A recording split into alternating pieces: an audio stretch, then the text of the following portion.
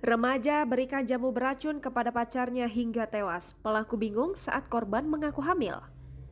Kasus wanita berusia 14 tahun yang ditemukan tewas di lapangan voli di Kabupaten Kediri, Jawa Timur akhirnya terkuak. Perempuan tersebut ternyata dibunuh oleh kekasihnya yang berumur 15 tahun. Korban tewas setelah meminum jamu beracun yang diberikan oleh pelaku. Pelaku memberikan jamu itu untuk menggugurkan kandungan korban. Kepala Kepolisian Resor Kediri AKB Lukman Cahyono mengatakan pelaku awalnya kebingungan lantaran mengetahui pacarnya hamil. Kemudian pelaku membujuk korban untuk meminum jamu.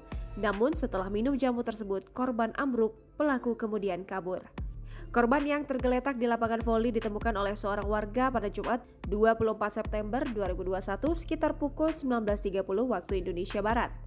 Lukman menerangkan jamu yang diberikan pelaku kepada korban telah dicampuri racun potas atau racun ikan. Jamu beracun itu diberikan saat keduanya janjian bertemu di lapangan voli di daerahnya. Lukman menjelaskan korban dan pelaku merupakan tetangga. Lokasi rumah keduanya pun tak jauh.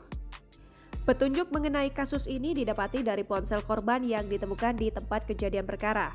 Dari ponsel tersebut, polisi mendapati percakapan mencurigakan antara korban dan pelaku. Kini, pelaku telah ditetapkan polisi sebagai tersangka.